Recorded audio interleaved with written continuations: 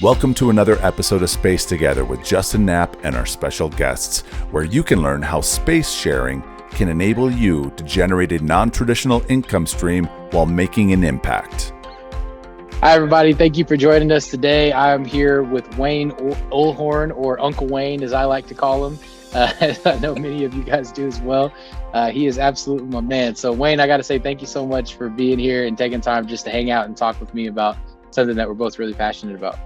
Exactly. No, glad to be here, and it's been good to know you over the past year or so, and learn more and work with you.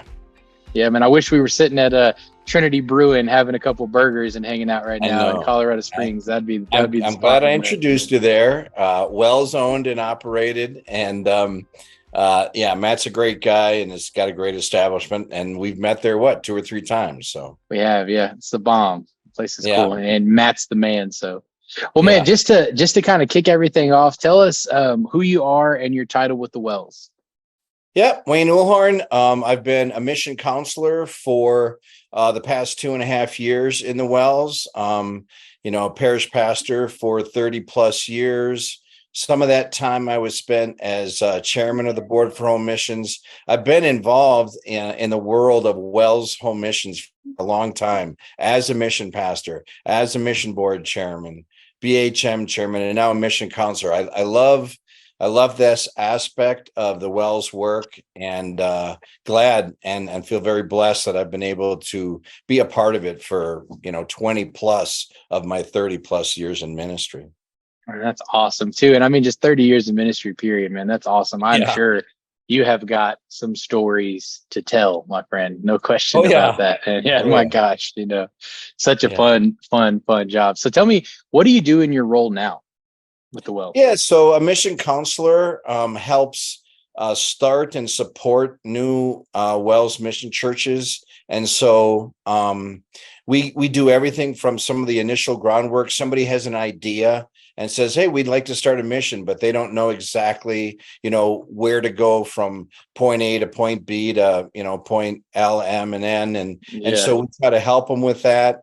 And then once it's in the process, then we help that mission church get up and running in its first couple of years. So how would you kind of describe that in terms of like mission? Like what are you and the other mission counselors, what would you say, like our mission, the thing that we kind of live for in this organization? How would you kind of try to put a bow on that? Yeah, well, what we mean when we say mission and what we're really trying to accomplish is reaching people who do not know Jesus as Savior. And we realize that's more and more people in our United States. And so we're committed. We've doubled down, on efforts to plant churches where we think we've got a good core group to start with. And these often are church people, but we train them and we teach them and we encourage them. It's all about the mission of reaching lost souls for Christ.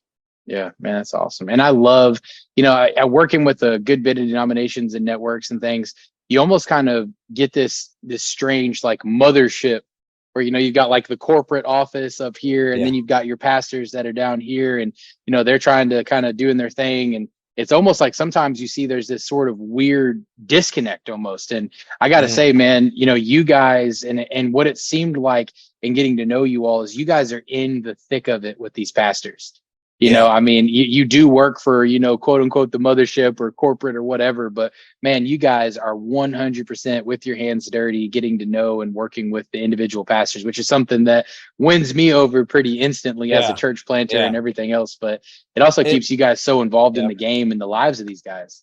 Exactly. And that's what we love about it. We kind of bridge that gap, and, it's the mission pastors that are doing the real field work, the real hard, everyday work. And you've done it and I've done it, where you just got to grind through, and then it just makes it all the much worthwhile, when you reach someone and you're just sitting down and you're telling them the way to salvation and you're pointing them to their Savior in Jesus and the good news and the confidence and hope.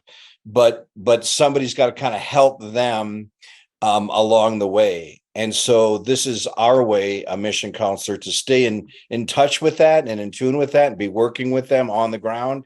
But also we kind of know the way the mothership, the way the wells works, and we've got some experience in that, so we can help these guys on the ground. Man, it's absolutely tremendous. And sometimes, we do our big training that we do that teaches people how to share space. And, you'll have, a pastor from one denomination and a pastor from a different denomination and a gym owner and somebody that has a counseling center. And so it's so funny sometimes whenever we have these pastors on the call and they're talking about the infrastructure and everything that it takes to actually have the services and provide the service that we do. And it is almost always astounding to all the gym owners and people that run businesses. Like, we had no idea that this much went into actually having a service and running a church. And it is an absolute ton. On the outside, it's like, oh yeah, we just get together and sing songs and, talk for an hour. That, oh my gosh, so much has to happen for all of those things to really take place. And then having the infrastructure to make people around, know that, or what, actually get the vision across as to what you're doing, so. Yeah. And absolutely love that you guys help doing that. I think too, man, you've got that church planter in you, getting to hang out with Uncle Wayne a little bit. You like a little bit of the messy stuff too, man. I could imagine you'd have a hard time being completely away from it. Yeah, you are right about that. And thank you for noticing that, because it's I miss being that parish pastor that is meeting new people every day and having Bible classes. And so this is just a little ways of me to still be involved in that. And maybe once a church planter, always a church planter. 100%. And anything we can pass on to the pastors doing the work, we're glad to help. Absolutely. Well, man, let's dive into a little bit of some of SpaceTogether. So how did you hear about SpaceTogether? How did you hear about us?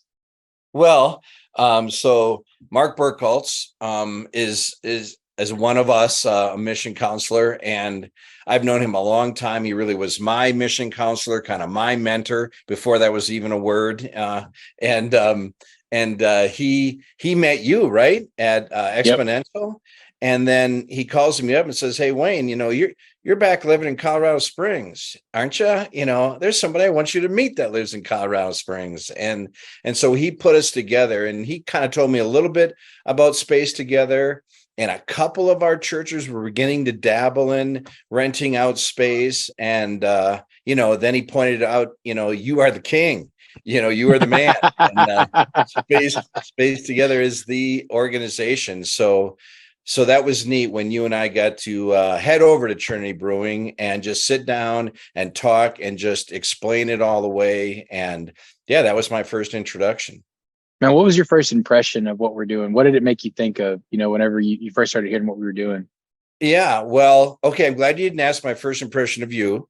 But my first impression of SpaceTogether, no, both good, real good. In fact, it was like that thing that we were looking for, because churches were beginning to say, wow, is it getting expensive?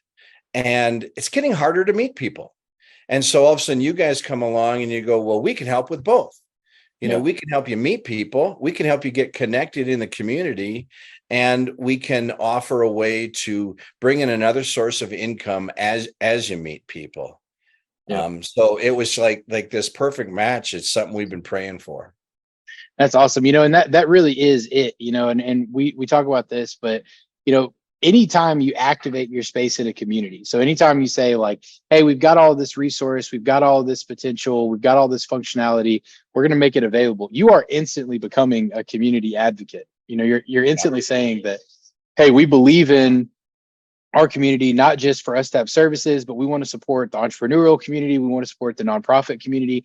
And the thing that makes SpaceTogether so awesome, especially for churches, is that you're having all of this impact in your community, but you're literally getting the business and nonprofit community around you to come to your building, which is kind of the goal for every church growth effort, period. And you're going to get the opportunity to say, hey, we're an awesome group of people, and not only that, but they're going to pay you to do it. They're going to pay you to come and have that impact for them. And it really does. I mean, especially for churches, it almost seems like it's a no-brainer. Like this, it's just going to help you increase your reach, increase your impact, and create a non-traditional revenue stream through doing that. Oh yeah, yeah, exactly. And so many of our mission churches, kind of are in that spot where like, well, how in the world are we gonna afford this? And so and then how are we going to meet people? Because the Yeah, days of knocking on doors in some areas of the country, are just gone, gated communities, and then people just aren't, right. All right. So then how about we have a vacation Bible school? Well, that those aren't always working so well either, because people aren't just automatically looking for a church. But you gave me some examples when we first met of people that had rented out space at your place. And the realtor that was looking for temporary space, and I'm in, man, I would have loved to have a realtor rent out space in my church and get to know him and yep, her, get to, we get to know one another, and they know people in town. And meanwhile, they're thankful for the partnership, and yeah, bring in that revenue stream too. absolutely. Yeah, it was awesome. It was actually a group of 4 guys. So we Oh, had okay. we had a 90 square foot closet that was legitimately a closet. I mean, it Mhm. was, that's Yeah. what it was. It was a storage closet. And we just took, that really, really cheap, like plastic baseboard. So we Hmm. put like 90 square feet of like cheap leftover carpet down. Yeah. Then we put just that, plastic baseboard around. And then we spent $200 on this like little wraparound bench floating desk thing. And we put Okay. that in there. And man, we made so much. I mean, we were charging I think it was $600 a month or $500 a month for something. Yeah. And they rented from us for 18 months in that little Yeah. bitty area. All 4 guys, they would pile in there and just, it was awesome, man. And you're absolutely right. They would meet their clients in our cafe. Yeah. So, they're having all their Yeah. meetings there. It was fantastic. You're absolutely right. It was Yeah. awesome. And I think the other thing is that we were all kind of, a little bit leery, pastors are and churches are, of whoa, renting out, what does that mean? And you had all the answers for all the kind of common objections, and if not objections, then at least cautions. Everybody, the big word, the go-to word is liability. And then here's how we address that. What about this group? What about that group? What if this happens? What if that? You had all the answers for that. And those were some of the things I think that were holding some of our churches back, just a little bit of fear of the unknown. And since you had been there and done it and worked through the kinks, and you know exactly what somebody might hesitate and why, and how you have the answer for that in your training, thought perfect match. Man, absolutely. And a lot of that did come from some heartache and some, Yeah. we got to deal with some sketchy people on Craigslist, and how do you, how Yeah. do you mitigate all that? But you're absolutely right, Right. man. It has been so many different examples of weird things, that you kind Mhm. of have to just, figure out. But absolutely, man. Now, our mission, oh no, actually, I'm sorry, before I go on that, you guys have signed a 3-year national contract with us, and especially guys like you that are in the trenches, with some of these folks, you know, outside of everything that we've just said, who were you really thinking about? You know what I mean? Whenever you thought about this, was there like a pastor that came to your mind? Was there a church that came to your mind? Who was it you were thinking about when you were like, man, this is absolutely it? Was it just the pastors as a whole? Was it people that you've been working with? What was who were you thinking about when you said yes? Oh, well, so many. Not just one. I'm thinking of the mission churches that struggle to meet some people, and maybe they need to rent space. There's some examples in town in Atlanta, where they already are doing this, where they're already renting a shared space, and I just know how much that pastor gets to meet people. But then there's other situations where they're looking, for space, which is hard to find, as Yeah, starting out, and we know in the wells. And then there's those places that the young mission that all of a sudden found their spot, are using their space, the pastor's office, and worship on Sunday and some Bible studies at night. But then it's vacant, and they got a whopper of a mortgage to pay. yeah, yep, Then all of a sudden, oh, this is a way we can both meet people and and help with that mortgage payment. And then the big churches in the Wells that got big old gyms. I mean, I've done some guest preaching the last 2.5 years, and a church will close a school. And then you walk into that church and it's got 8 classrooms, a giant gymnasium, a humongous kitchen, and it's just sitting all week long.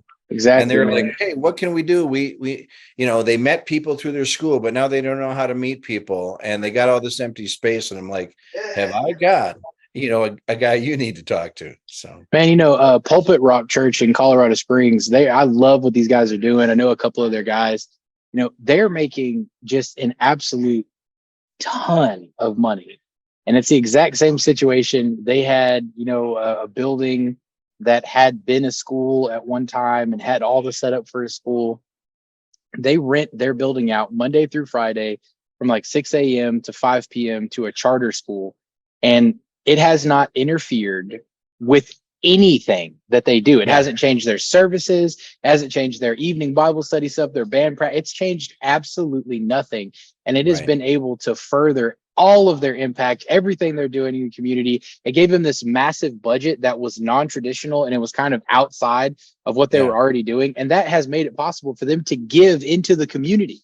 Like when the communities have had need, they've been able to actually say, hey, as a church, we're going to partner with you guys. And we don't have to go to our donors and say, hey, we really, really, really want to be a part of this in the community. Can you guys please give us some more money than what you've already been doing in your traditional tithes and offerings? We know things are tight. This is a way that the church actually was able to put their foot forward and say, we'll do some work. We'll get some of this done so that we can be a bigger impact into our community.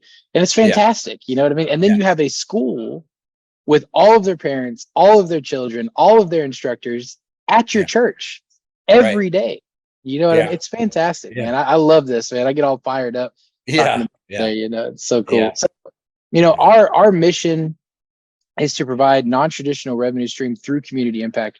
What do you feel about what SpaceTogether is doing and kind of the mission that we have is going to cause or invoke the biggest hesitation in the members of the Wells? I think, just unknown. I mean, traditionally what Wells churches have done is, we'll open our doors once every 2 to 4 years as a polling place.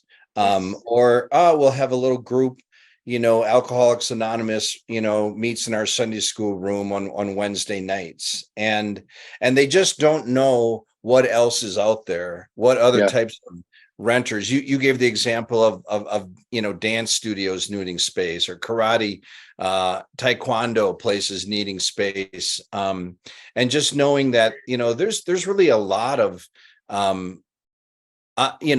things that we wouldn't normally think of that are actually looking for a space. The wedding caterer, right, that needs the commercial kitchen. Exactly. Wedding reception party. Food trucks. Yeah. So there's just so many opportunities. Our friend Matt at Trinity Brewing, he's got event space, and it's great for business because he just says, we are going to rent it to you for free. That warehouse section of the one place, and he's got an event room in the upstairs, and that brings in traffic, which they spend money. And it's similar for a church. You bring in traffic, you're going to meet some people, and that's going to be a neat thing. And it's more than just once every 2 or 4 years. This is consistently throughout the week. We also, just speaking a little to that, we've had the benefit of kind of coming into the sharing economy after it's already been done. There in the early 2000s, somebody would be like, you're going to get into an Uber with somebody that you don't even know, and you're going to let them drive you are you out of your mind? And then the same thing, Turo, where you're renting your car out for somebody else. You would let somebody else drive your car, or Airbnb, for God's sakes. It's like, man, you would let somebody come and sleep in your house, or you would go and sleep. And it's like, it's amazing. It's absolutely fantastic when it works, So we do have the benefit of just a lot of data showing that, like, man, communities love to share stuff, and the other part of it, and I could say this for sure, there's a few younger Wells guys kind of all over the country that are going through our training right now. Man, you guys have got a group of young guys that are going to knock it out of the park. Yeah. All the conversations we're having with these guys is how do I leverage everything I have to have Yeah. more impact in my community? Yeah. I No. mean, these guys are going to knock it absolutely out of the park. Yeah, yeah, and exciting times too as we open up a bunch more missions and have these just super excited pastors and wives and families, and they're just they do want to get after it, and that's cool that you are meeting them and seeing this attitude from them. Absolutely, man. In a perfect world, what does the partnership with Space Together do for the Wells as an organization? Oh, I think as an organization, some of the things we've been talking about opens up, kind of gets you over that hump, that mindset of, we should be cautious about this, and goes, no, this is actually a good thing. We're meeting people. I think that relationship's going to help. It's gonna help. Like our loaning institution within the Wells, see that loaning money to Wells Church, like when I built when our congregation in Colorado Springs built our building, the mortgage was $7,000. That was 2011. The church I belong to now is breaking ground this summer. Their mortgage is going to be $15,000 a month. Whew. Yeah, and man. So in that perfect world, we're like, nope, no fear. We're going to move forward. We're going to keep spreading the gospel, and we're not going to be so worried about cost that we build something way too small, and the moment that it's dedicated, it needs an addition, but we don't have any money. Churches can just move forward with confidence that their offerings are going to always be number one, but there are some other sources of income, which there really have been for a long time, right? There, people give special gifts and some of this other, renting, that has been kind of dabbled in. So. Absolutely, man. And I think I may have even mentioned some of this when I was talking with Matt just really recently. But for us, we were just pastoring this church. We were just church planners. We were just trying to continue to have increase or continue to have impact and work with the people that were coming and showing up to our services. And when we got started, it wasn't really the cash that we were making, because that was tremendous. Don't get me wrong. It was like, Right. wow, we don't have a mortgage anymore. But what really started impacting me is every single time anybody that was in our church drove by our building, they saw it full. Oh yeah. They saw impact in our community happening in our space, even when we weren't using it. And then, it caused me to be able to get up. And whenever I was challenging people in the area of finances, or I was challenging people in the area of impact, they knew that it wasn't because I needed something from them. Right. It was genuinely because I felt that this is where the Lord's taken us. This is what we should be doing. And it kind of freed me up to have this really pure, honest expression of what I felt we should be doing. Yeah. And it was absolutely tremendous. You don't go to the restaurant that doesn't have any cars in it. You don't go to the church that looks like, are they even open? Yeah. What's going on? Yeah, exactly, man. You're absolutely right. What are your thoughts on the future of church financing? Do you feel that we'll be able to continue to be primarily funded through tithes and offerings, or is there going to have to be, some form of non-traditional revenue to sustain us? And that's another thing that I think the mindset in the Wells has to overcome, is that ministries can be funded only through offerings. And again, people have to remember that there's always been special gifts, and in rural areas, a farmer donated, 20 acres, and here you go. I'm always amazed when I go back to the Midwest and I see these churches in these towns of 2,000, sitting on 20 acres of land, and but if we're going to do mission work, and we're going to do it in big and growing cities around the United States, it's going to cost some money, and it's going to cost more money than that group of 50 people gathered, can afford in those early years. And so, okay, where's that money coming from? Well, we subsidize with home missions, and that's good. So that's another source of income. But if you ever want to get to the point of self-support, if you want to get off that mortgage, there's going to have to be some other tradition, streams of revenue, and it could come in many different forms. but guys don't always admit it. But they're getting offerings sent from different places and relatives and friends throughout the U.S. So they're already getting third source income. Now this would be kind of a continual way as you're making this impact in the community. 100%. And just kind of speaking to that point as well, this what we're doing, the active share in your space and activating your community should only amplify what you're already doing. Right. Like the cash that comes in should just feed into the mission of what you're doing, and it should in no way take away from what you're doing. And then on the impact side of things, it should just make what you're saying even louder. We're going to serve this community, and we're not only going to do it in our services, but we're going to make this available to the people that are just getting started or is trying to sustain their vision, their goals, and we're going to make our resources available to do that. But you don't stop doing your services. No, you know what I mean? And you don't say like, we don't accept tithes and offerings. We're not trying to grow our partnership base anymore. No, you continue doing all those things, and you have more capital, more influence, and more connections to do those things. So this really should just be a tool in your hand to further your mission and make what you're trying to say a little bit louder in your community.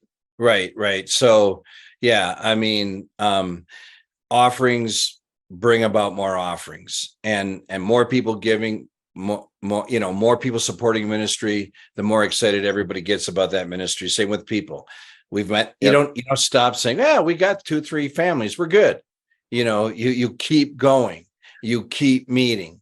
If this doesn't work, you try this. If this doesn't work, you try this. So it'll be great for the Wells, and we're thankful for it, and we're glad that the word's getting out. It'll take a little while, it'll trickle, but the word will get out. Absolutely, man. What would you, just to kind of wrap up a little bit, man, what would you want the members of the Wells to know about our partnership? That it's trustworthy, that it is not just something that we just heard about these guys in some Craigslist ad. And they're sketchy, but we signed a 3-year deal anyway. That it's such a trustworthy group that has our best interest in mind, that has a lot of the same goals and ideas, and you bring up Uber or Airbnb, and so at first, and now look where they are. And I think that's where SpaceTogether is going. We're just getting comfortable renting out our space and looking for space in places that we might never have looked before. And so, but there's all these questions and concerns. Oh, we got a group that's lived it, that breathes it, that knows all the legalities, that knows all the hoops, that knows all of that. Then this is a trustworthy group that we know when we're working with them, it's going to be good. No, that's awesome, man. Thank you for that, man. I really appreciate that. Yeah. And again, I got to say too, now I've spent so much time, with you and with Berkey, and I've hung out with Sean a couple times and listened to the Beastie Boys, and like we've gotten to hang out just a little bit, man. And I gotta say, from top to bottom, at least with the people that I've met, John Hine, Pastor Mark Gabb, and the ones that I've got to spend a little bit of time with, you guys care so much about these people and the mission that's coming through. And that's not always the case, and I just want to say too, from our perspective, it's certainly a privilege to work with you guys. We've been inspired by you guys, and you're a good group to hang with as well. So super thankful for our partnership. Absolutely, man. Absolutely. Yeah. And then it helps. It makes us feel good too, when you kind of, as an outside observer, and you talk to a lot of and non-denomination and ministries, and you're like, hey, the Wells got a good thing going. That we appreciate that. So absolutely, man. Uncle Wayne, I always love hanging out with you. Every time I get to Colorado Springs, I try to get a breakfast done or go to Trinity. And I just want to say, man, totally value you. Bring me up. Love spending time with you. We'll do it. And he only calls me Uncle Wayne because he thinks I'm related to everybody in the Wells, but that's only that's not it. I know Matt Rothy, so I actually do know your nephew. That's where the Uncle Wayne thing started. Yeah. From the second I met you, I was like, dude, he just reminds me of my uncles, man. Like, I feel like this guy could just be right. Hopefully not the creepy uncle. Hopefully the cool uncle, not the creepy uncle. Yeah. Yeah. Well, the cool uncle's always a little creepy. So, anyways,